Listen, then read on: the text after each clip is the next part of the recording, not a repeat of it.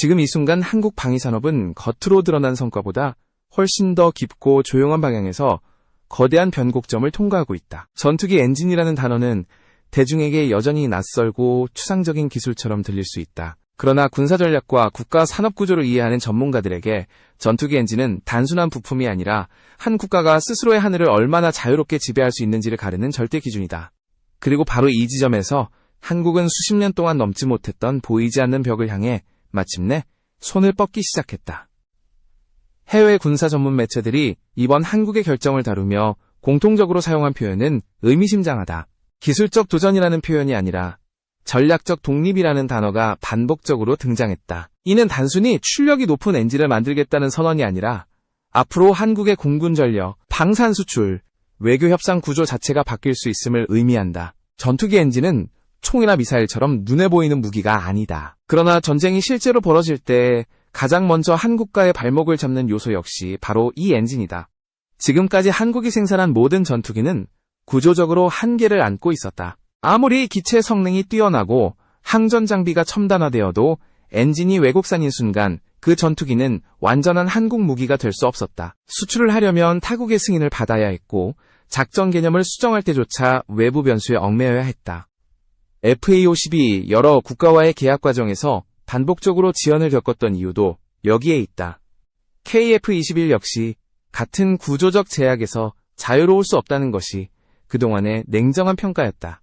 그러나 지금 한국이 선택한 길은 기존의 점진적 개선이나 부분 국산화가 아니다.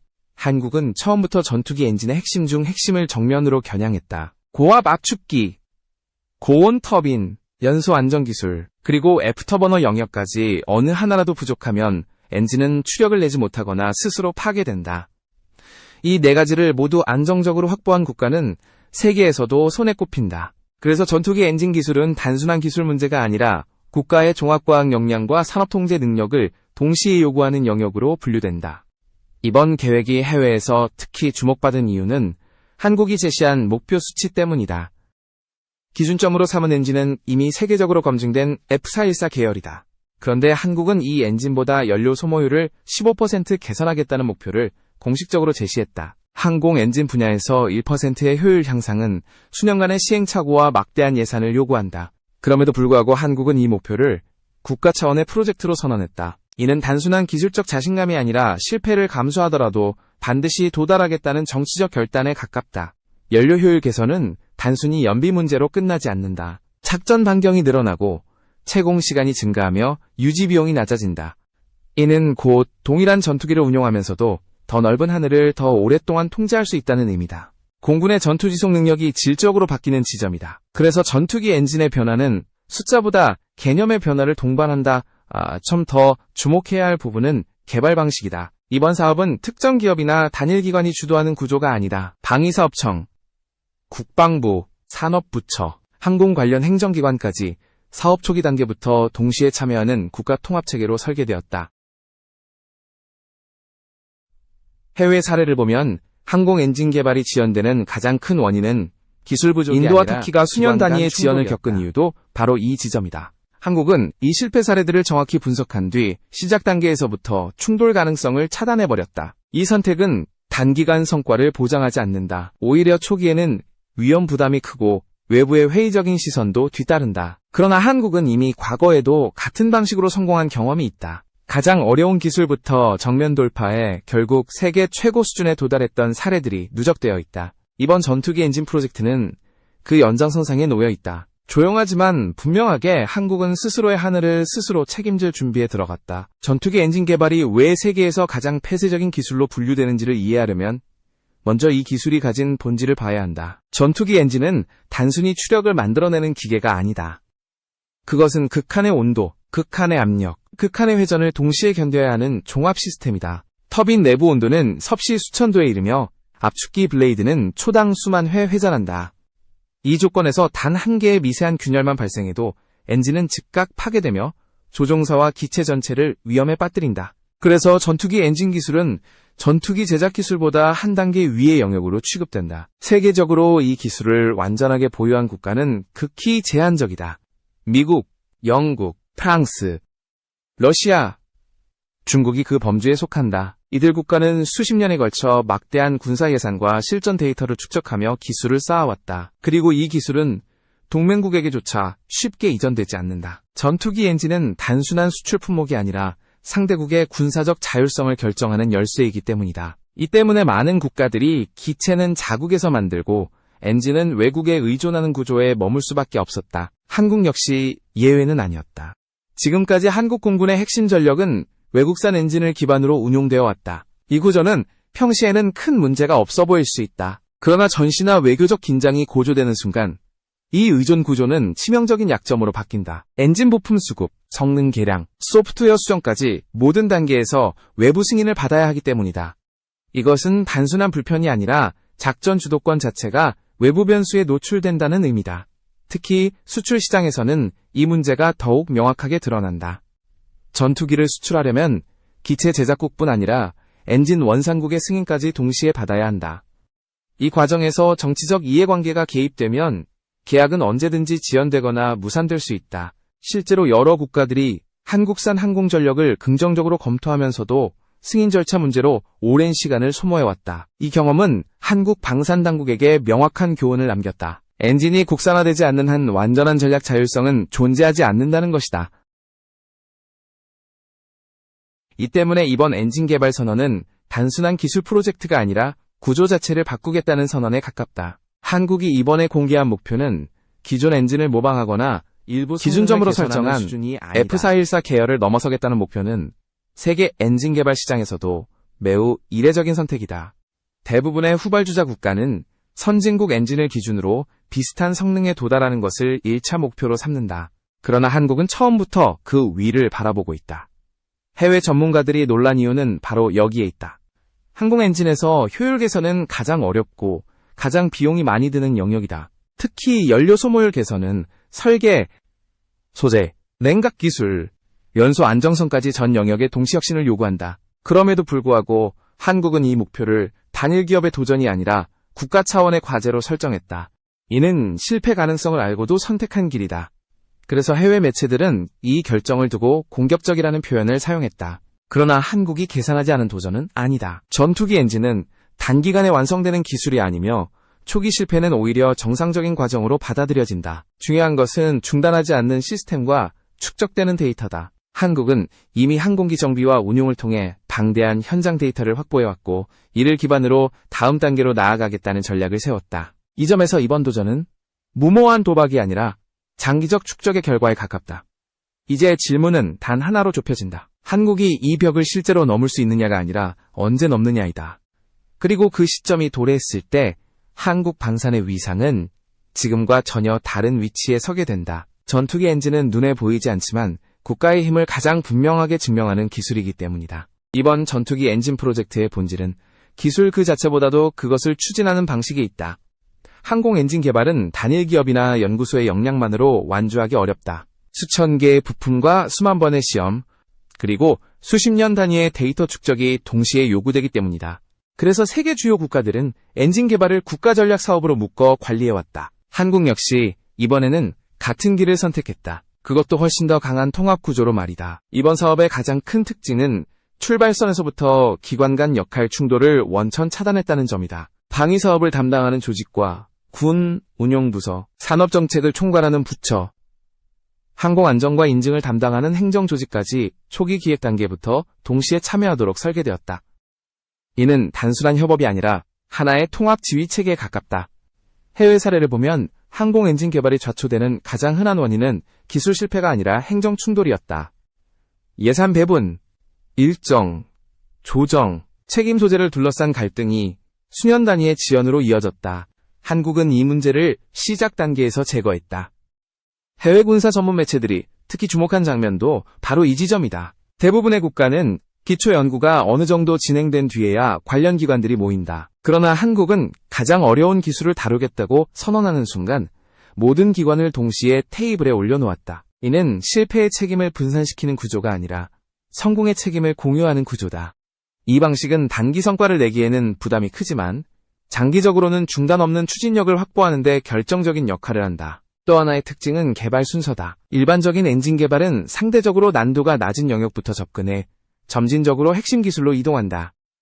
그러나 한국은 정반대의 방식을 선택했다. 고압 압축기와 고온 터빈, 연소 안전기술과 애프터버너 같은 가장 어려운 영역부터 정면 돌파하겠다고 밝혔다.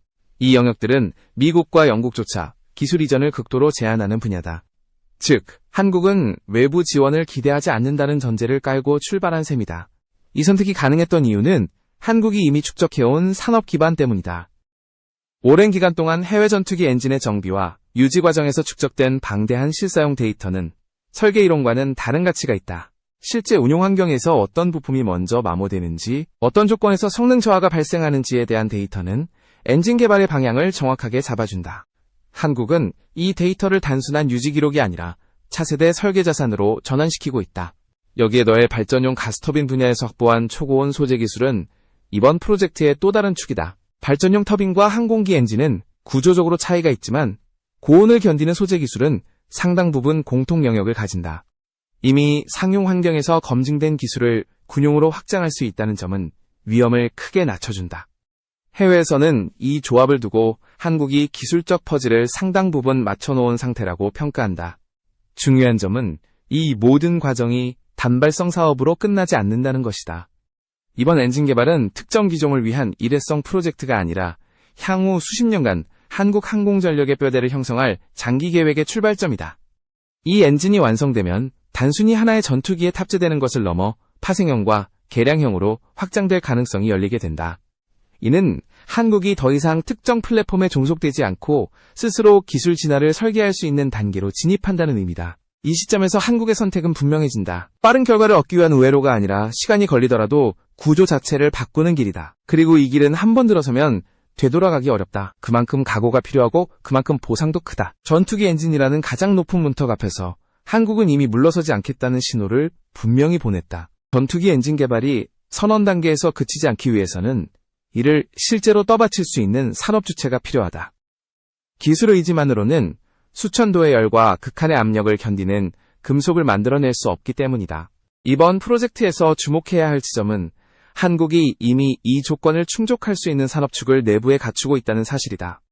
해외 전문가들이 한국의 계획을 단순한 희망사항이 아니라 현실적인 시나리오로 평가하는 이유도 여기에 있다. 한국 항공 엔진 분야의 한 축은 오랜 기간 동안 축적된 정비와 운용 경험이다. 수십 년에 걸쳐 다양한 전투기 엔진을 직접 분해하고 점검하며 확보한 데이터는 설계 교과서로는 대체할 수 없는 자산이다. 실제 운용 환경에서 발생하는 미세한 마모 패턴과 고장 원인은 새로운 엔진을 설계할 때 가장 중요한 기준점이 된다. 해외에서 이 데이터를 확보하기 위해 막대한 비용을 들이는 것과 달리 한국은 이미 실전 경험을 통해 이를 손에 쥐고 있다. 또 다른 축은 초고온 소재와 정밀 가공 기술이다. 항공기 엔진의 성능을 결정짓는 핵심은 연소실과 터빈 블레이드가 얼마나 높은 온도를 견디면서도 변형되지 않느냐에 달려있다. 이 영역에서 한국은 발전용 가스터빈 개발을 통해 이미 중요한 기술적 성과를 축적해왔다. 발전 설비는 항공기보다 회전 속도는 낮지만 장시간 고온을 견뎌야 한다는 점에서 소재 안정성에 대한 요구가 극도로 높다. 이 분야에서 검증된 기술은 군용 항공 엔진으로 확장할 수 있는 현실적인 기반이 된다. 이 두 축이 결합되면서 한국의 엔진 개발은 단순한 연구 과제가 아니라 실제 생산 가능성을 가진 프로젝트로 전환된다. 해외 전문가들은 이 조합을 두고 한국이 가장 어려운 구간을 이미 통과한 상태라고 평가한다. 설계 능력만 있거나 소재 기술만 있는 경우와 달리 한국은 두 영역을 동시에 발전시켜 왔기 때문이다. 이는 개발 과정에서 발생할 수 있는 변수와 실패 확률을 크게 낮춰준다. 이러한 기반 위에서 완성될 국산 엔진은 KF-21의 성격 자체를 바꿔놓을 가능성이 크다. 현재까지 알려진 계획에 따르면 국산 엔진이 탑재된 KF-21은 작전 반경이 확대되고 유지 비용이 크게 낮아진다. 연료 효율이 개선되면 단순히 비행 시간이 늘어나는 것을 넘어 작전 계획의 유연성이 증가한다. 동일한 기체수로 더 많은 임무를 수행할 수 있다는 의미다. 이는 중형급 공군을 운영하는 국가들에게 매우 매력적인 요소다. 유지 비용 역시 중요한 변수다. 전투기 운용에서 연간 유지비는 구매 비용만큼이나 큰 부담으로 작용한다. 해외 전투기들은 고성능을 대가로 높은 유지비를 요구해왔다. 반면 국산 엔진을 적용한 KF-21은 유지비 구조 자체를 낮출 수 있는 가능성을 갖는다.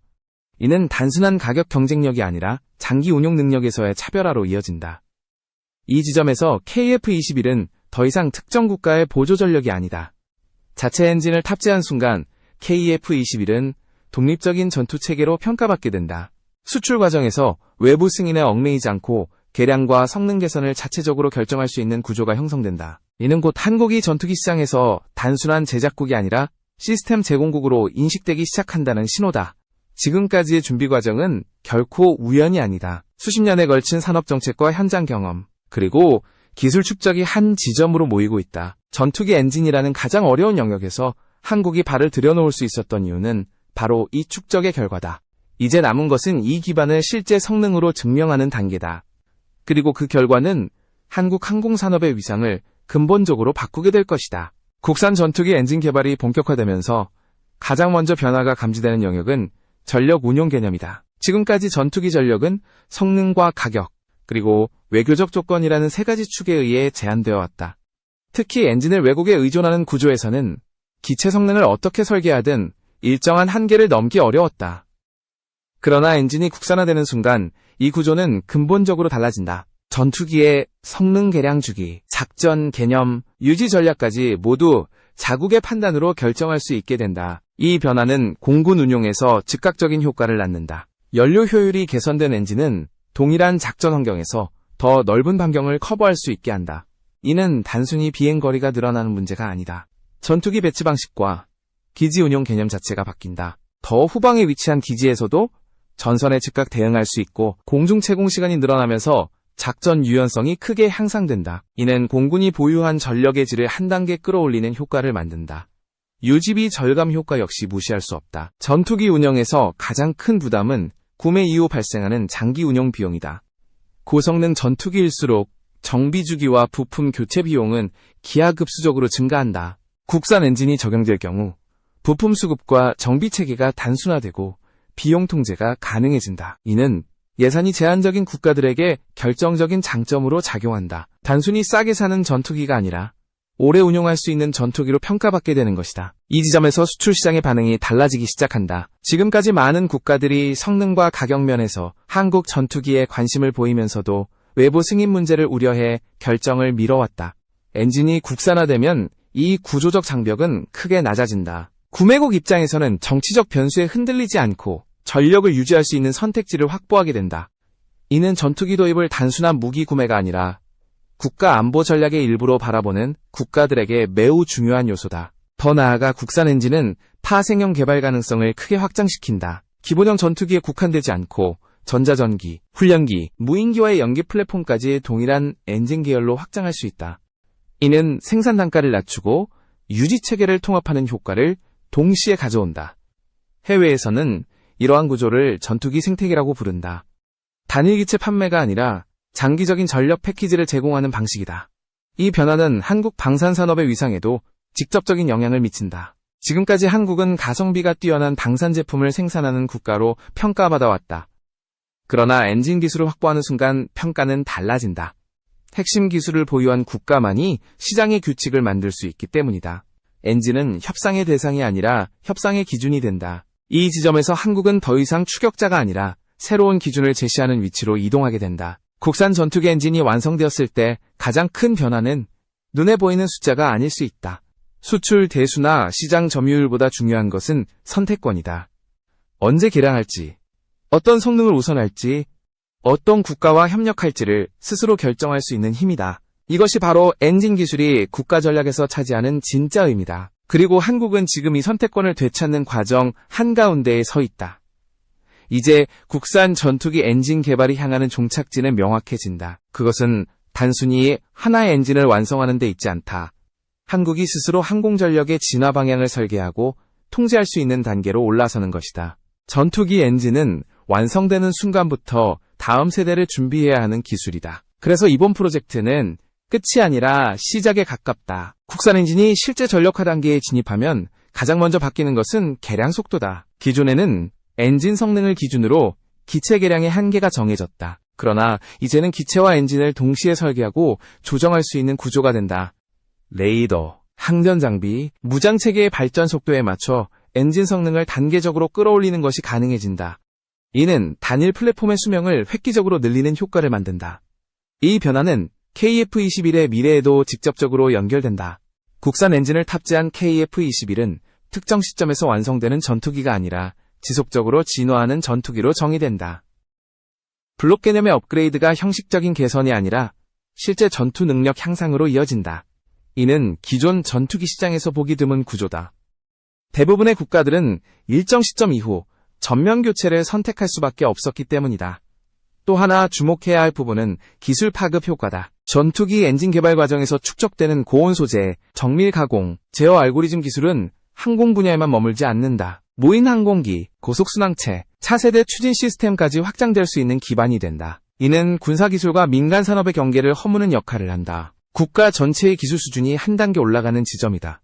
국제 질서 측면에서도 변화는 분명하다. 전투기 엔진 기술을 보유한 국가는 소수다. 이 기술을 확보하는 순간 한국은 특정 진영의 하청 생산국이 아니라 독립적인 선택지를 가진 행위자로 인식된다. 이는 군사동맹 구조에서도 미묘하지만 중요한 변화를 만든다. 협력은 계속되지만 종속은 줄어든다. 기술 자율성은 외교적 발언권으로 이어지기 때문이다. 물론 이 길은 쉽지 않다. 개발 과정에서의 실패, 일정 지연, 비용 부담은 피할 수 없다. 그러나 항공 엔진 개발에서 실패는 예외가 아니라 과정의 일부다. 중요한 것은 중단하지 않는 구조와 축적되는 데이터다. 한국은 이미 이 조건을 갖추고 출발했다. 그리고 그 선택은 되돌릴 수 없는 방향이다. 지금 한국이 시도하고 있는 것은 단순한 기술 도전이 아니다. 그것은 하늘을 빌리는 국가에서 하늘을 설계하는 국가로 이동하는 과정이다. 전투기 엔진이라는 가장 높은 장벽 앞에서 한국은 더 이상 가능성을 그리고 그 않는다. 선택의 실행을 결과는 선택했다. 앞으로 수십 년 동안 한국 방산과 항공산업의 방향을 결정하게 될 것이다.